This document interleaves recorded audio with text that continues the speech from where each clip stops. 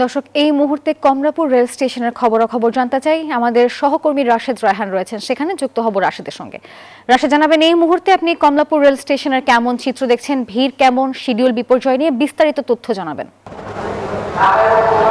নাফিসা, আসার পর থেকেই সবাইকে দেখছিলাম যে খুবই আসলে শঙ্কা নিয়ে অপেক্ষা করছিলেন এই প্ল্যাটফর্ম থেকে, যারা অনেকেই ভোরে এসেছেন 6টায়, কেউ 8টায় ট্রেন ধরার জন্য। একতা এক্সপ্রেস এবং নীলসাগর, এই দুটি ট্রেনের বিপর্যয়ের কারণে আজকে ভোগান্তিতে পড়েছিল। অবশেষে সেই ট্রেন দুটি নীলসাগর অনেক আগেই ছেড়ে গিয়েছে এবং একতা এক্সপ্রেস যেটি আসলে ঝুলেছিল, সেই ট্রেনটি বিকাল 5টা নাগাদ আমরা প্ল্যাটফর্মে আসতে দেখেছি, যেটি সকাল 10টা 15-তে আসার কথা ছিল। বিকাল 5টায় আসার পরেই যাত্রীরা আসলে হুড়মুড় করে সেই ট্রেনটিতে আসলে উঠে পড়েছিলেন, যারা ঘরমুখ ঈদের ছুটিতে যাত্রীগামী যারা ছিলেন। এবং ট্রেনটি ইফতারের কিছুক্ষণ পরে অর্থাৎ 6টা 15-র দিকে সেই ট্রেনটি।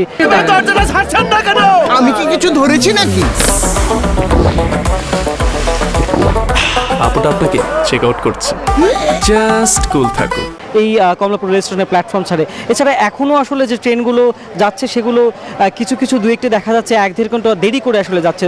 বড় পর্যায়ের শিডিউল বিপর্যয়ে এই চিলাহাটি এক্সপ্রেস আরেকটি আছে, সেটিরও সম্ভাব্য সময় যেটি ছিল এই 5টার সময় ছাড়ার কথা, সেটিও এখনও কখন ছাড়বে সেটি আসলে বলা যাচ্ছে না। যদিও তাদের যে সময় দেয়া আছে সেটি 9টা 50-এর সময় ছাড়তে পারে, এরকমও সময় আসলে দেয়া আছে। এবং অন্যান্য যে ট্রেনগুলো সেগুলো আসলে স্বাভাবিক সময় ছাড়ছে, সেরকমটা আসলে আমরা মোটামুটি দেখতে পাচ্ছি।